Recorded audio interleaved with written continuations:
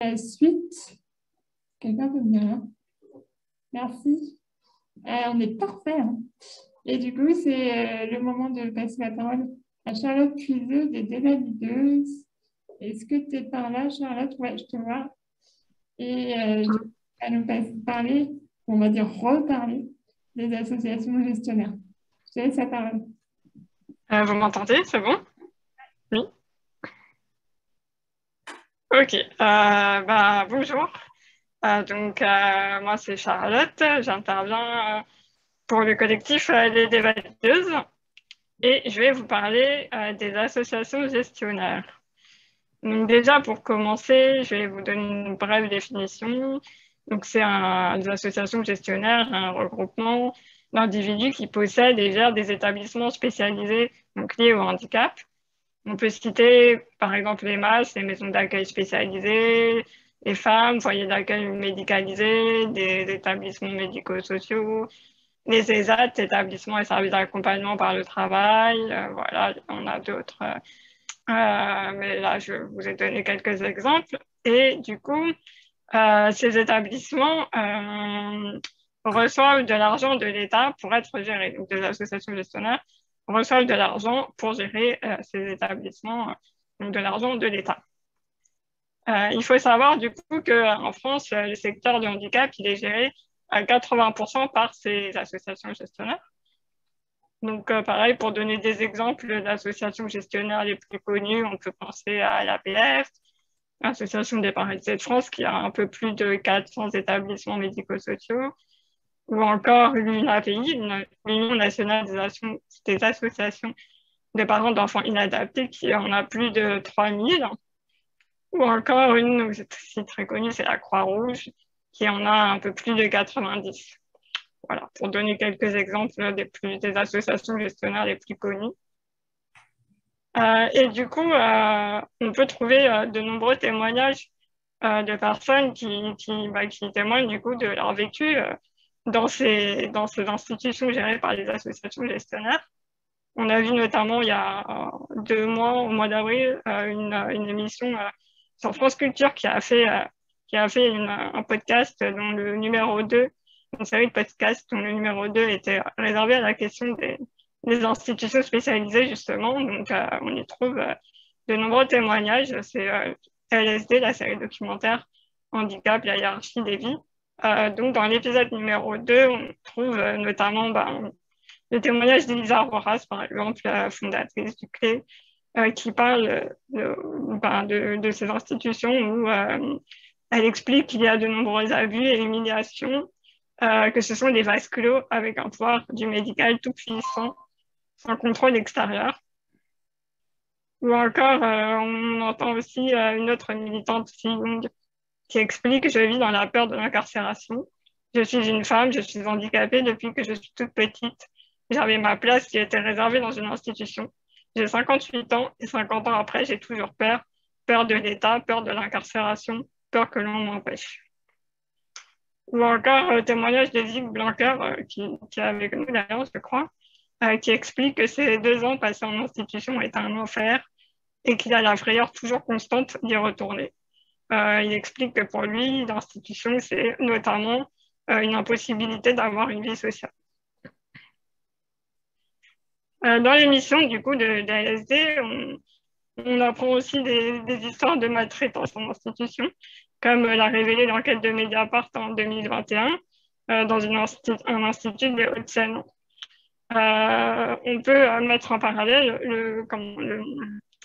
ce qu'a noté le rapport du Comité des droits des personnes handicapées de l'ONU d'octobre 2021, qui dit: le comité note avec préoccupation que les enfants handicapés sont exposés à des formes multiples et croisées de discrimination, notamment dans le domaine de l'éducation et du point de vue de l'accès aux services sociaux, du placement dans des établissements médico-sociaux, des mauvais traitements et de la violence et des abus, y compris la violence sexuelle, en particulier dans les institutions.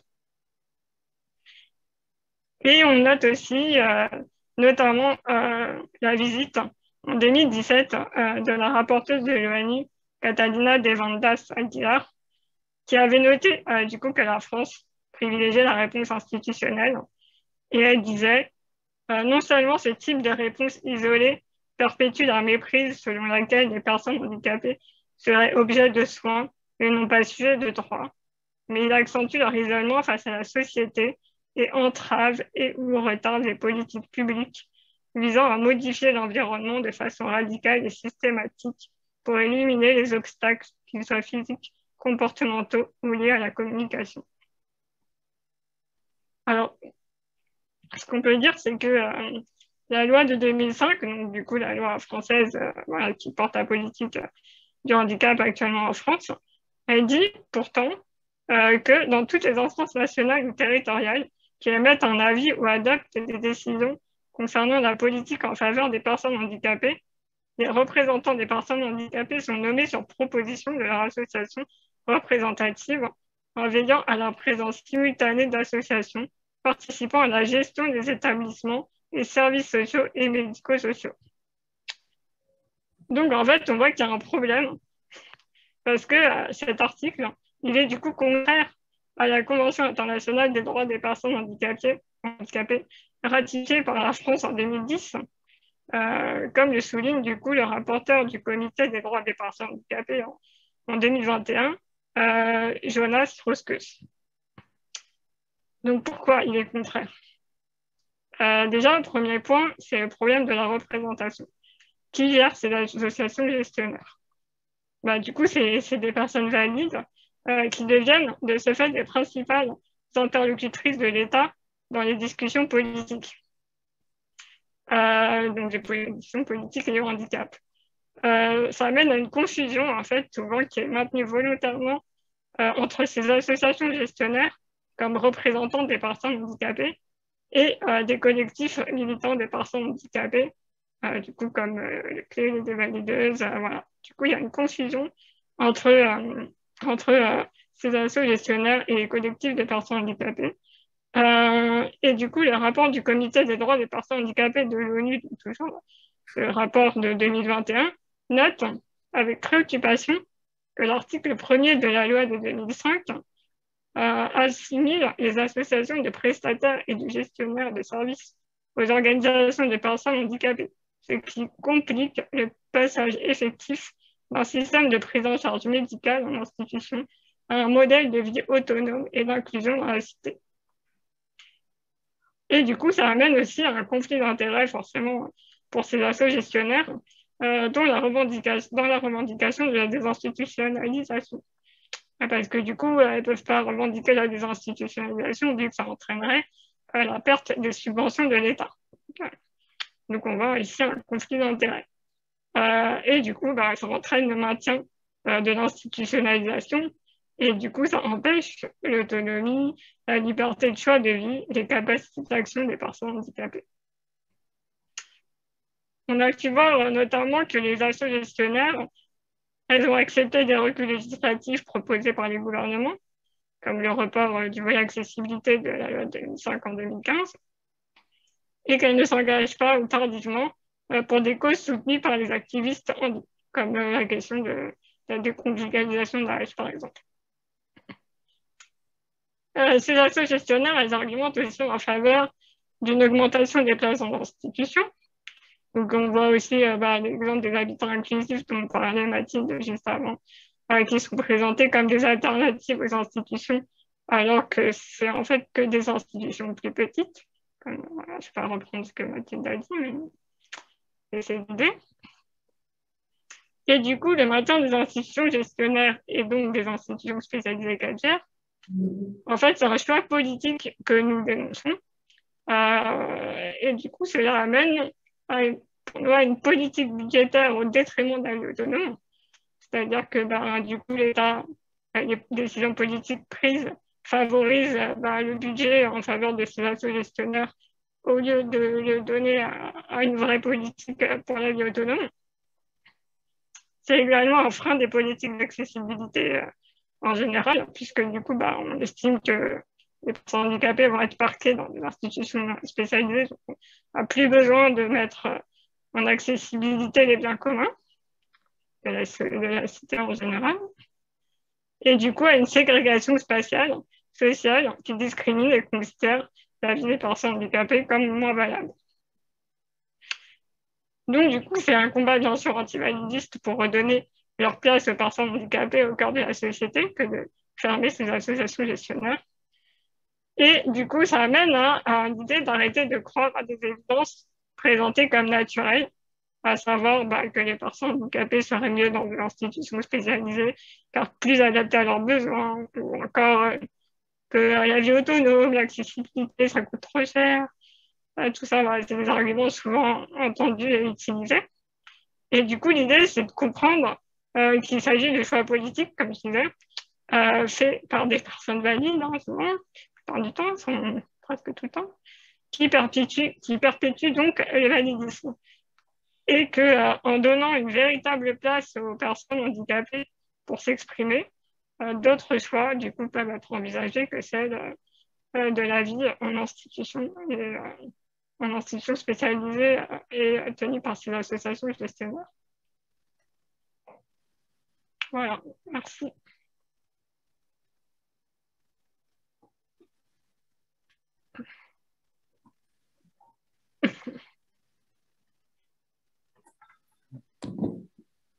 Merci, Charlotte. Alors, je ne sais pas si ça pose des questions, parce qu'en fait, c'est quelque chose qui vient redire un petit peu tout, tout ce qu'on a dit un peu depuis le début. Donc voilà, je ne sais pas. Je demande dans la salle s'il y a des questions, ou des remarques, des compléments, des choses.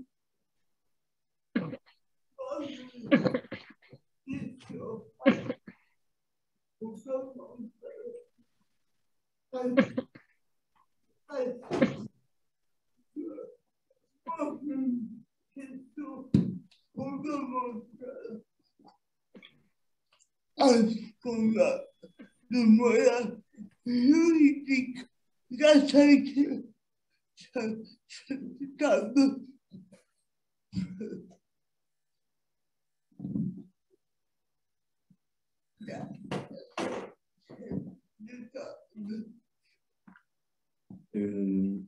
Est-ce qu'on a les moyens juridiques d'attaquer ces états de fait?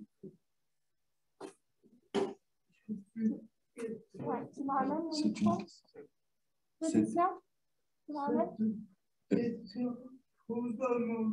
Est-ce qu'on a les moyens d'attaquer cet état de fait, c'est-à-dire ces questions fondamentales? C'est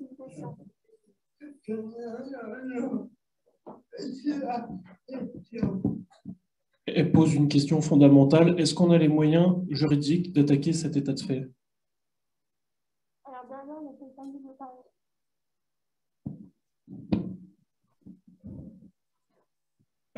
Techniquement, oui, puisque le parcours institutionnel oblige, enfin, conseille aux gens, par exemple, si une personne monte un GEM, ce qu'on va lui proposer, c'est une asso gestionnaire. Techniquement, si aujourd'hui on monte un GEM, on n'est pas obligé de dépendre d'une asso gestionnaire. En fait, pour monter une structure, il faut créer une association, il faut créer un compte bancaire et normalement, l'ARS, si on a rempli effectivement correctement son dossier, si on a rempli toutes les exigences de l'ARS, doit verser les subventions sur le compte de l'association. Donc, normalement, si on a mis en place toutes les éléments en amont, on n'a pas besoin d'asso gestionnaire. Elles sont conseillées, elles sont voire même imposées, mais globalement, elles ne sont pas obligatoires. C'est quelque chose qu'il faut bien comprendre par rapport aux assos gestionnaires.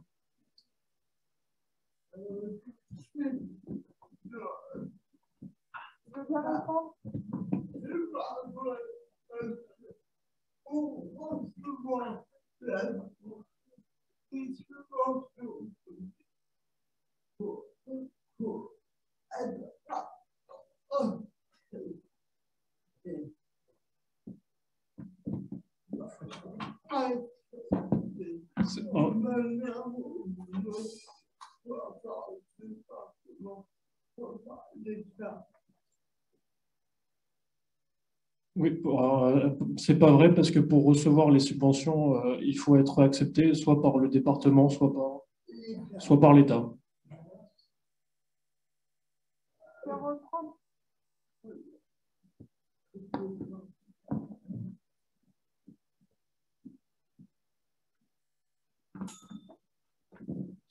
Je reprends juste parce que je pense qu'il y a peut-être une confusion dans la question initiale de Mireille. Est-ce que Mireille, tu voulais dire, est-ce qu'on peut les attaquer juridiquement pour que ils ne nous représentent plus?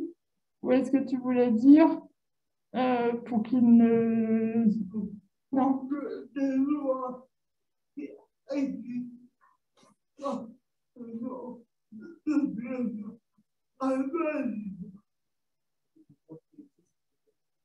Pourquoi des lois qui existent deviennent invalides?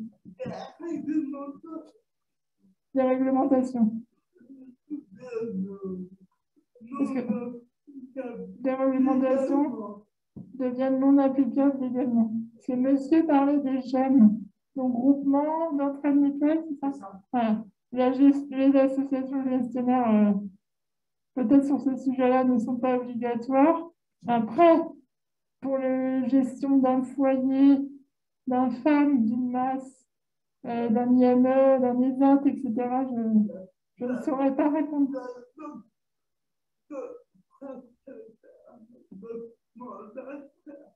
Prestataire et mandataire, mais ça, c'est pas des institutions, c'est du médico-social.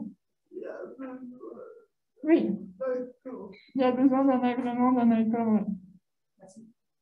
Voilà. Bon, par contre, moi, je pense qu'on doit travailler, et peut-être même juridiquement, pour notre représentation, puisque toutes les associations présentes ici sont des associations de personnes handicapées et non gestionnaires. Et donc, voilà, c'est à nous aussi de nous battre pour que ces associations qu'on représente deviennent les représentants et non pas les associations gestionnaires qui finalement kidnappent notre voix. Je parlais à la pause avec le délégué handicap de la ville de Rennes qui me disait donnez-moi des noms sur Rennes parce que sinon on n'a que des contacts d'assaut voilà, gestionnaires.